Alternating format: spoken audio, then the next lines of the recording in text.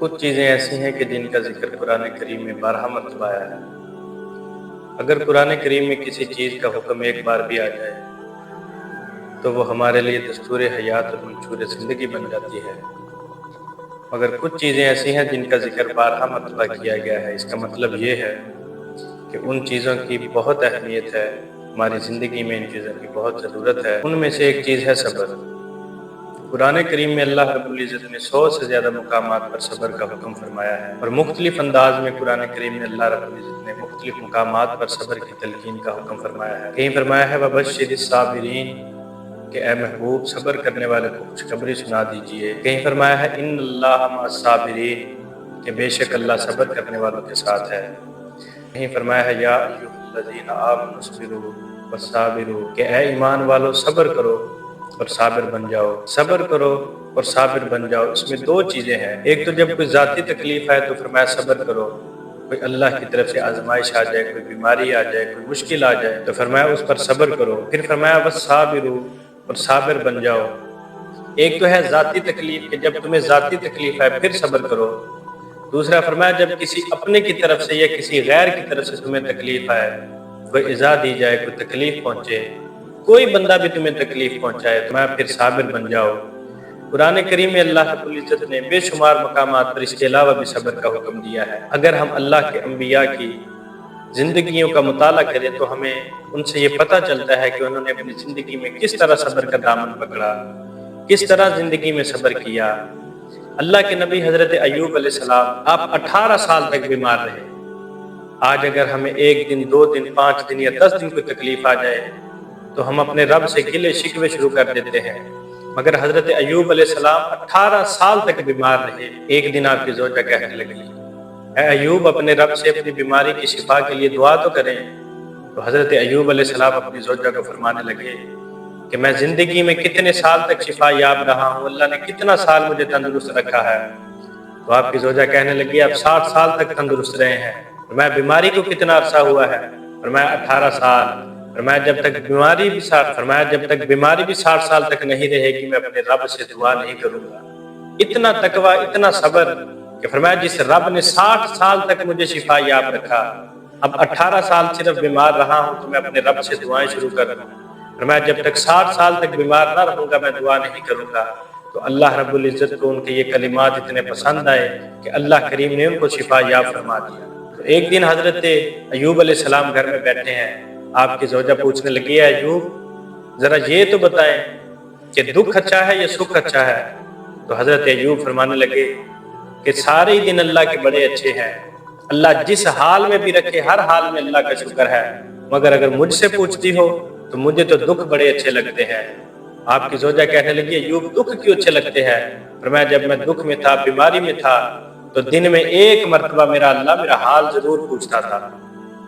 جب بیمار تھا تو دن میں 1 مرتبہ اللہ میرا حال، میری طبیعت کا ضرور پوچھتا تھا، تو دن کے 12 گھنٹے مجھے اس بات کی لذت رہتی تھی کہ میرے رب نے میرا حال پوچھا ہے، اور اگلے 12 گھنٹے اس بات کا انتظار رہتا تھا کہ کب میرا رب دوبارہ مجھ سے میرا حال پوچھے گا۔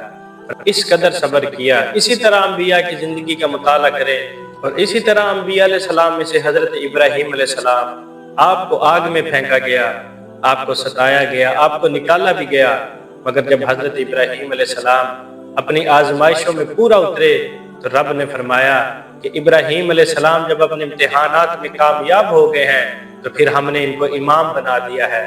اتنی شان اور اتنی فضیلت عطا کی ہے کہ میں نے اپنے لاڈلے محبوب کو ابراہیم علیہ السلام کی نسل میں پیدا فرما دیا ہے کہ قیامت تک جب نماز میں درود پڑھا جائے گا تو نبی پاک صلی اللہ علیہ وآلہ وسلم کے ساتھ آل ابراہیم کا ذکر بھی کیا جائے گا۔ اتنی فضیلت، اور مشکل میں فرمایا جب انسان پر مشکل آتی ہے تو انسان گلے شروع کر دیتا ہے، اپنے رب سے شکوے شروع کر دیتا ہے۔ فرمایا انسان مشکل میں اپنے رب سے مشکل کا ذکر کرتا ہے، مگر فرمایا جب میں مشکل دیتا ہوں تو مشکل کے بعد پھر 2 آسانیاں بھی اپنے بندے کو عطا کرتا ہوں۔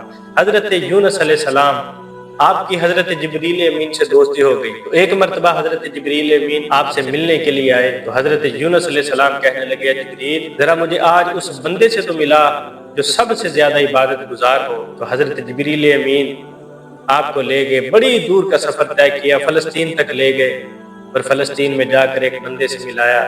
فرمایا یونس یہ وہ بندہ ہے جو سب سے زیادہ عبادت گزار ہے۔ جب حضرت یونس علیہ السلام نے اس بندے کو دیکھا، نہ اس بندے کی دونوں آنکھیں تھی، نہ دونوں ہاتھ تھے، نہ دونوں پاؤں تھے، مگر اس کی زبان پر پھر بھی یہی الفاظ تھے کہ یا اللہ ہر حال میں تیرا شکر ہے، تو نے جس حال میں بھی رکھا ہر حال میں تیرا شکر ہے۔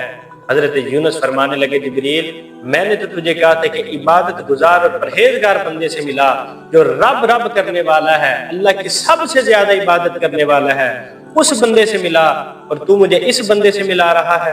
تو حضرت جبریل فرماتے ہیں، تو حضرت جبریل نے عرض کیا یونس جو بندہ ہر چیز جانے کے بعد اللہ سے راضی ہے، اللہ کا شکر ادا کر رہا ہے، اس سے زیادہ عبادت گزار کون ہے؟ فرمایا اس وقت نبیوں کے بعد جس سے سب سے زیادہ رب راضی ہے وہ یہی بندہ ہے جو ہر چیز جانے کے بعد بھی اپنے رب کا شکر ادا کر رہا ہے۔ اسی لیے ہمیں بھی چاہیے کہ جب کوئی مصیبت یا رب کی طرف سے آزمائش آئے تو اس پر صبر کا دامن نہ چھوڑے، صبر کرے، خود بھی صبر کرے، اپنے بچوں کو بھی صبر کی تلقین دے۔ اس طرح حضرت لقمان نے اپنے بیٹے کو صبر کا درس دیا۔ حضرت لقمان اپنے بیٹے کو صبر کا درس دے رہے ہیں، صبر کی تلقین کر رہے ہیں۔ فرمایا بیٹا اگر زندگی میں کبھی مشکل آ جائے تو اس پر صبر کرنا، اگر چھوٹی مشکل رب عطا کرے گا، اگر چھوٹی مشکل میں تمہیں ڈالے گا تو سمجھ لینا کہ رب نے تمہیں کسی بڑی مشکل سے بچایا ہے، کسی بڑی آزمائش سے بچایا ہے، اور اگر بڑی مشکل میں ڈال دے تو پھر سمجھ لینا کہ اس کے بعد اللہ کریم تمہیں کوئی آسانی عطا فرمائے گا۔ اگر بیماری لگ جائے تو اس پر صبر کرنا۔ امام ابن جوزی نے لکھا ہے کہ ایک دن حضرت لقمان نے اپنے بیٹے کو لیا اور فرمایا چلو وقت کے نبی سے ملاقات کے لیے چلتے ہیں۔ دونوں باپ بیٹا اپنی سواریوں پر سوار ہوئے۔ سفر کافی لمبا تھا، طویل تھا۔ دونوں نے اپنی سواریوں پر گھوڑوں پر سوار ہوئے، اپنے ساتھ اپنا کھانا اور پانی لے لیا۔ جب سفر شروع کیا تو تھوڑی دیر گئے، صحرا میں گزر ہوا تو صحرا میں گرمی کی شدت بڑی زیادہ تھی۔ جب گرمی کی شدت بڑھی تو آپ کا اور آپ کے بیٹے کا گھوڑا وہی گرمی کی شدت سے بے ہوش ہو گیا۔ جب گھوڑے بے ہوش ہوئے تو حضرت لقمان اور آپ کے بیٹے نے فیصلہ کیا کہ اب پیدل سفر کرتے ہیں۔ جب پیدل سفر کیا تو صحرا میں گرمی کی شدت اتنی تھی، جب شدت بڑھی تو پیاس بھی بڑھ گئی، تو دونوں نے اپنا پانی بھی پی لیا، کھانا بھی ختم ہو گیا۔ دونوں صحرا میں چل رہے ہیں، تھوڑی دور سفر کیا تو حضرت لقمان کے بیٹے کے پاؤں میں ایک ہڈی پہ وصل ہو گئی۔ ایک ہڈی حضرت لقمان کے بیٹے کے پاؤں میں لگی، وہ ہڈی اس کے پاؤں کے آر پار ہو گئی۔ تو حضرت لقمان رکے، اپنے بیٹے کے سرہانے بیٹھ گئے، بیٹا بے ہوش ہو گیا۔ تو جب اسے ہوش آئی تو اس نے دیکھا کہ حضرت لقمان رو رہے ہیں۔ تو بیٹا کہنے لگا ابا جی آپ تو صبر کا درس دیتے تھے، اب خود رو رہے ہیں۔ اور میں بیٹا صبر کا درس تو دیتا ہوں، خود بھی صبر کرتا ہوں، مگر میرے سینے میں جو دل ہے وہ باپ کا دل ہے، تجھے تکلیف میں دیکھا اس لیے رو رہا ہوں۔ ان اللہ مع الصابرین، کہ بے شک اللہ صبر کرنے والوں کے ساتھ ہے۔ تو تھوڑی دیر گزری، آپ نے اپنے بیٹے کے پاؤں سے وہ ہڈی نکالی۔ جب نکالی تو ابھی سفر کے لیے چلنے لگے ہی تھے کہ آپ نے دیکھا کہ دور سے کہیں دھواں اٹھ رہا ہے۔ آپ نے دھواں اٹھتا دیکھا تو اپنے بیٹے سے کہنے لگے شاید وہاں آبادی ہوگی، چلو وہاں چلتے ہیں۔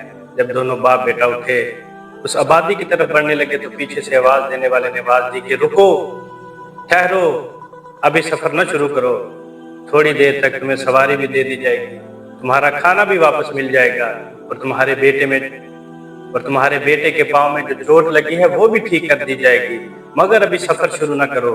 تو حضرت لقمان نے فرمایا کہ آواز دینے والے تو کون ہے؟ تو فرمایا میں رب کا فرشتہ ہوں۔